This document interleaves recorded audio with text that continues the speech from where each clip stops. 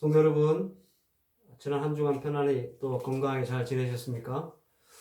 또 새로운 주일을 맞이해서 오늘 이렇게 하나님의 말씀을 가지고 저와 여러분들이 또 만나게 됐습니다. 모쪼록 코로나 때문에 힘들고 어려운 고달픈 삶을 사시겠지만 또 말씀으로 용기를 얻고 도전을 받는 그런 시간 되었으면 좋겠습니다. 저와 여러분들과 함께 나누실 말씀은 구약 성경 여호수아서 5장 2절에서 3절입니다. 제가 봉독해 드리겠습니다.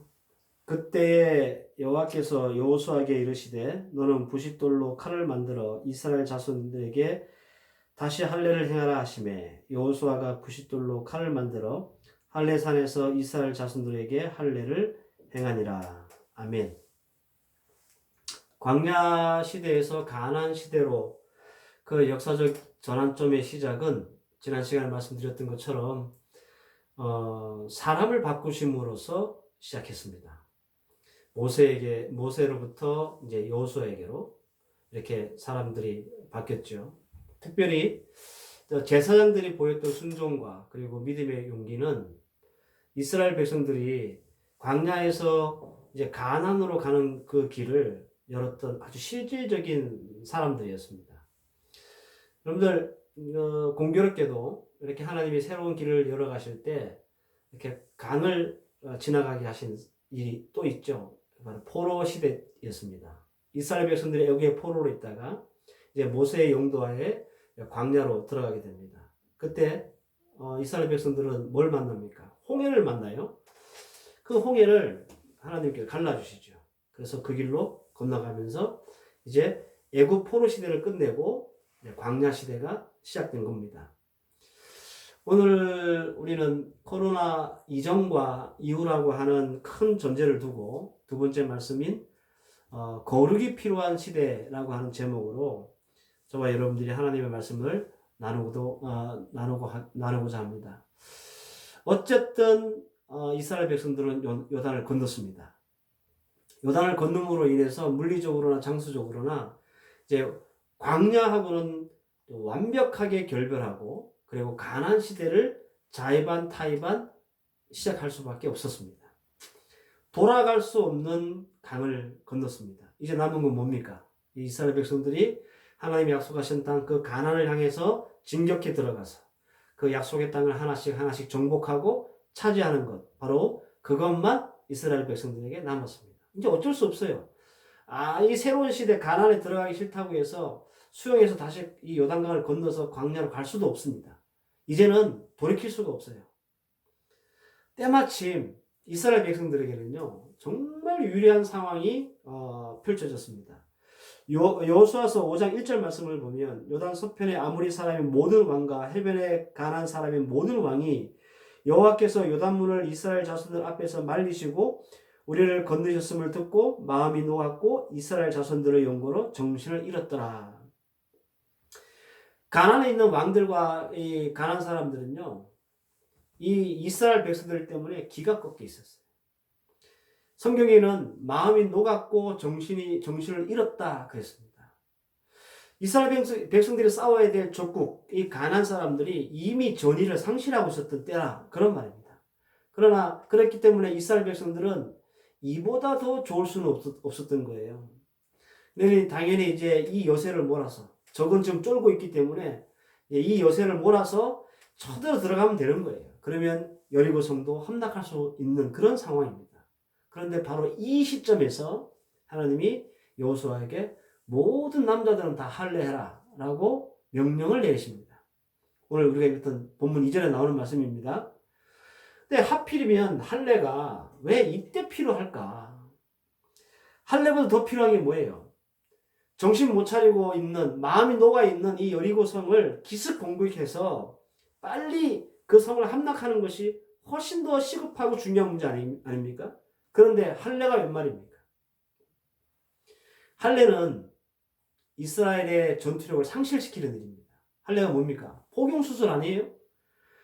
지금 현대에도 의학이 많이 발달되어 있지만 남자가 포경수술을 받으면 며칠 힘든데 이 시대에는 여러분들 이 할례를 받으면은요 일주일 이상 누워 있어야 돼요.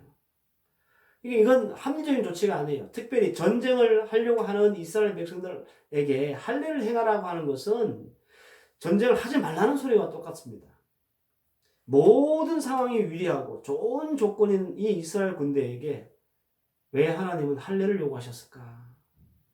이 점을 우리가 생각하지 않을 수 없습니다. 첫 번째는 하나님이 이스라엘 백성들에게 할례를 요구하신 이유는요. 성과를 내기보다는 거룩한 것이 훨씬 중요하기 때문에 그렇습니다. 다시 말씀드립니다.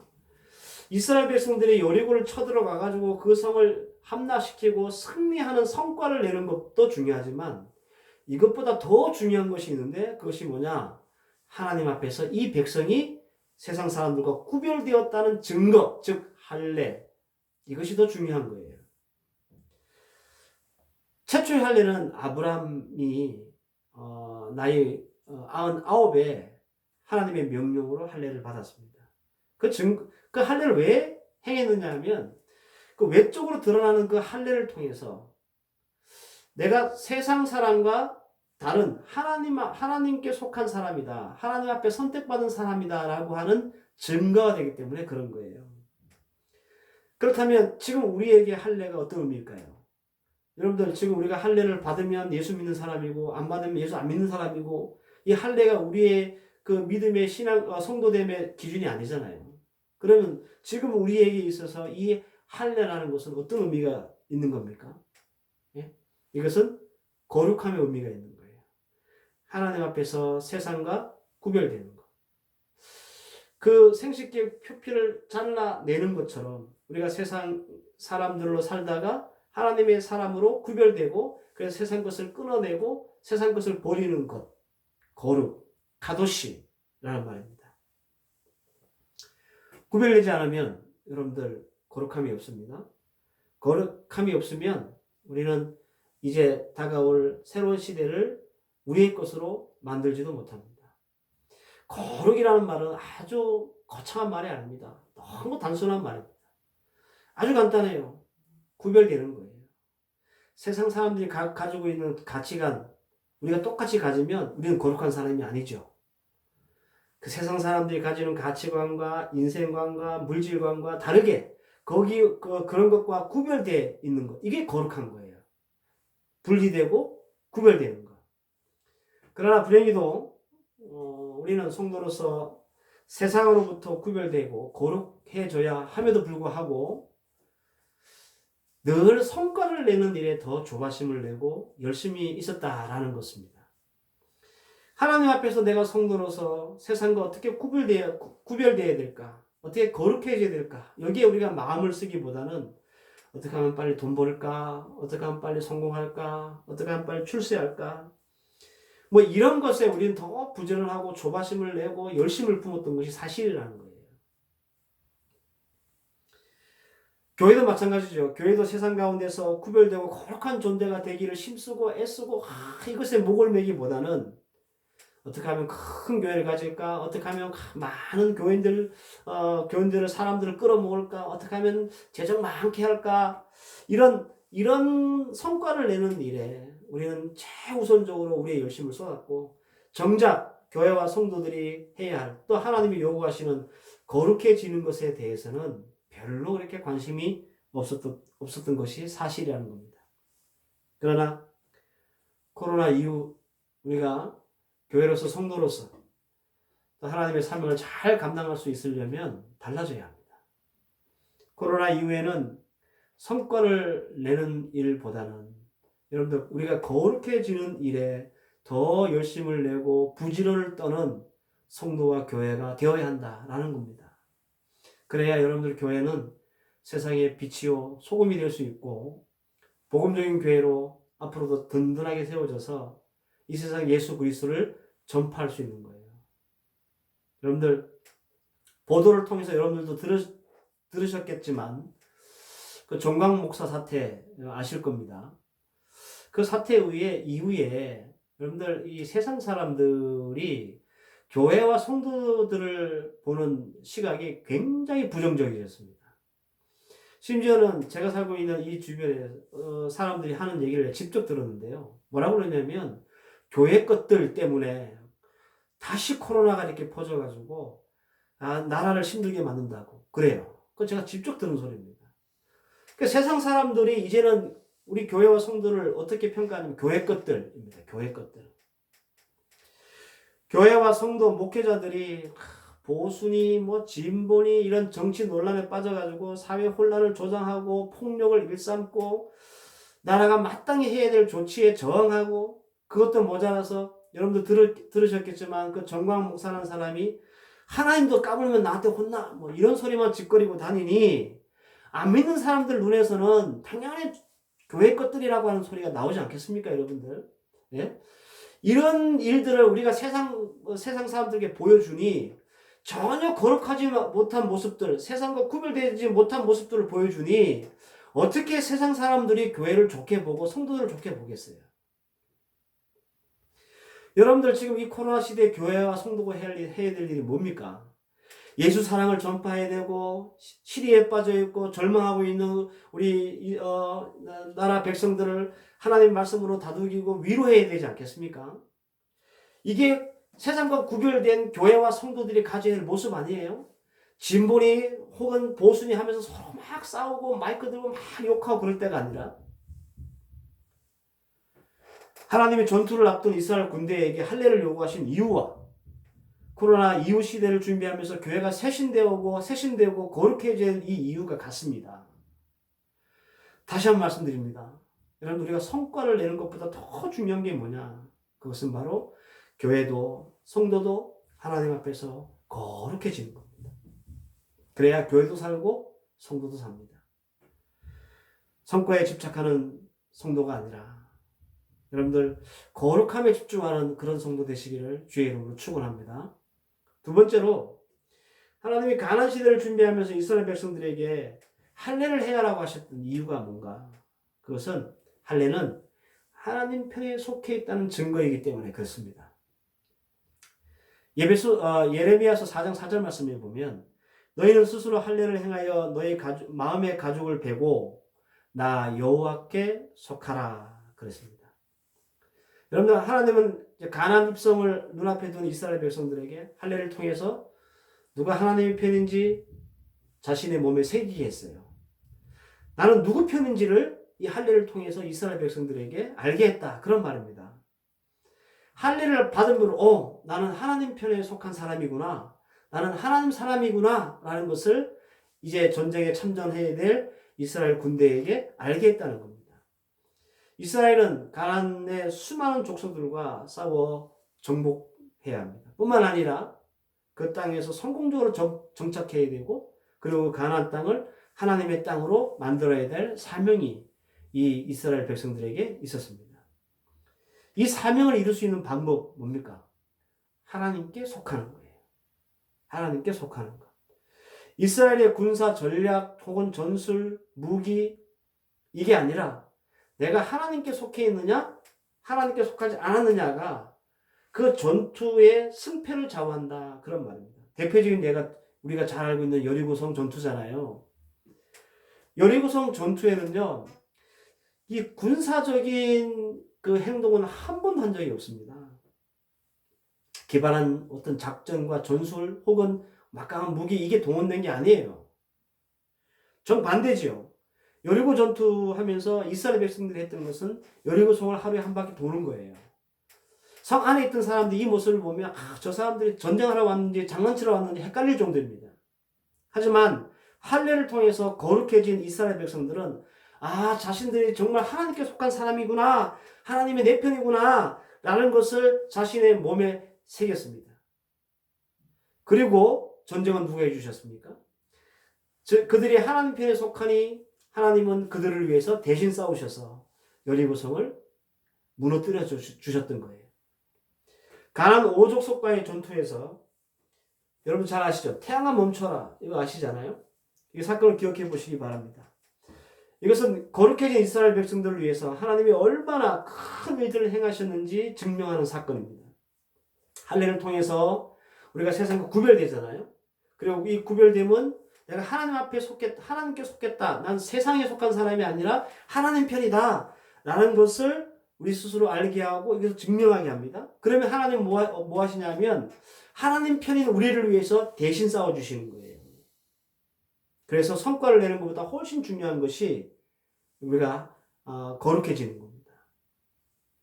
거룩해지면 하나님께 속하게 되고 하나님께 속하게 되면 우리가 싸워 이겨야 될 전투에서 하나님이 대신 싸워 이기게 해 주시기 때문에 그렇습니다. 하나님께서 이스라엘 백성들을 위해서 준비시켰던 이 과정은 지금 코로나 시대를 살고 있는 우리에게도 절실하다. 저는 그렇게 생각합니다. 우리는 코로나 때문에 힘들고 못 살겠다고 고달파하는데 정작 세상과 구별되고 내가 그래도 예수 믿는 사람이지 라고 하는 생각을 가지고 세상과 다르게 세상과 구별되려고 하는 이 거룩에 대한 갈망은 오히려 없다라는 겁니다. 하나님을 내 편으로 만드는 그 일은 내가 성공하고 내가 싸워야 될 싸움에서 이길 수 있는 가장 확실한 방법이고 가장 빠른 방법이에요. 내가 거룩해지는 것이 내가 내고자 하는 성과를 빨리 이룰 수 있는 방법이라는 겁니다. 그런데 성도와 교회는 오히려 반대로 생각하는 거예요. 성과를 내기에 급급하고 오히려 하나님 앞에서 내가 거룩해지는 것에 대해서는 관심이 없다. 그런 말입니다. 내가 하나님께 속하고 하나님이 내 편이면 내가 손가락 하나 까딱하지 않아도 하나님은 태양을 먼저 세우시고 하나님은 여리고성을 무너뜨리는 거예요. 이런 성과를 하나님이 내주시는 거예요. 내가 내는 게 아니라 내가 거룩해지고 그래서 세상과 구별되고 하나님 편에 속한 사람이 되면 내가 하나님 편이기 때문에 우리 편에는 하나님이 나를 대신해서 대신 싸워주셔서 이기게 해주시는 것입니다. 코로나라고 하는 지독한 재앙 때문에 고통 가운데 있는 우리 성도 여러분, 성도로서 이 코로나를 이길 수 있는 길은 글쎄요, 많은 방법론이 있겠지만 오늘 우리에게 주신 이 말씀에 비춰보면 우리가 거룩해지는 것, 바로 그것이 이 코로나를 이기고 성과를 낼 수 있는 가장 중요한, 가장 빠른 길이다 말씀드릴 수 있습니다. 우리가 거룩해지면 하나님께 속한 하나님 편이 될 수 있고 하나님 편이 되면 하나님께서 우리를 대신해 싸워주시기 때문에 우리가 내고자 하는 그런 성과를 낼 수 있고 이길 수 있는 거예요. 모쪼록 코로나로 힘들고 또 마음 아파만 하지 마시고 이 코로나를 계기로 내가 하나님 앞에서 거룩해지는 것에 관심을 갖고 그리고 세상과 구별되고 거룩해지는 일에 애쓰고 힘쓰고 거기에 부지런을 떨 수 있는 그런 성도가 되었으면 좋겠습니다. 여러분들 말장난을 하는 게 아니고요. 오늘 하나님께서는 우리에게 이 말씀을 통해서 도전하시고 계시는 거예요. 지금 코로나 때문에 정신없는 우리에게 하나님은 우리에게 너 할례를 받아라. 즉 거룩해져라. 세상과 구별되라. 세상의 가치관에서 구별되고 세상의 삶의 방식에서 구별되고 세상 사람들이 먹는 마음에서 구별되어서 거룩한 사람이 되어 하나님 편에 속한 사람이 되어라. 그러면 하나님이 이 어렵고 힘든 코로나 상황 속에서 우리가 싸워 이겨야 할 분명한 대상이 코로나인데 이 코로나 싸워서 우리로 하여금 이기게 해주시겠다라고 하는 명백한 메시지가 오늘 주신 이 말씀 속에 있는 것입니다. 오늘 주신 말씀 잘 기억해서 우리도 하나님 앞에 거룩한 백성 되시기를 바라고 그래서 하나님 앞에 더 놀라운 하나님 주신 은혜와 형통함을 누릴 수 있는 저와 여러분 되시기를 바랍니다. 기도하시겠습니다. 하나님, 이스라엘 백성들 여리고성 전투를 앞에 두고 할례를 요구하셨습니다. 거룩해지기를 원하셨습니다. 코로나 때문에 힘들어하고 어려워하고 있는 성도들에게도 동일한 요구를 하고 계시는 줄 믿습니다. 왜냐하면 이 할례를 통해서 거룩해진다는 것은 우리가 하나님 편에 속한다는 것을 의미하고 세상과 구별되었다는 것을 의미하기에 하나님 우리가 싸워야 될 그 싸움을 대신 싸워주시고 우리에게 더 큰 승리를 안겨주시기 때문입니다. 모쪼록 우리 사랑하는 주의 성도들이 코로나 때문에 힘들어만 하지 않게 하시고 오히려 이 코로나를 계기로 거룩해지는 일에 큰 관심과 부지런할 수 있도록 인도하여 주셔서 하나님의 놀라운 역사와 은혜를 함께 누릴 수 있는 우리 성도들 되게 해 주시옵소서. 이제는 우리 주 예수 그리스도의 은혜와 성부 하나님의 무한하신 사랑과 성령의 인도하심과 교통하심과 섭리하심이 하나님 앞에서 거룩해지기를 소망하는 사랑하는 필리핀 한인교회 모든 성도들 머리 위에와 이들의 가정과 자녀와 학업 위에 이제로부터 영원까지 함께 계실지어다. 아멘.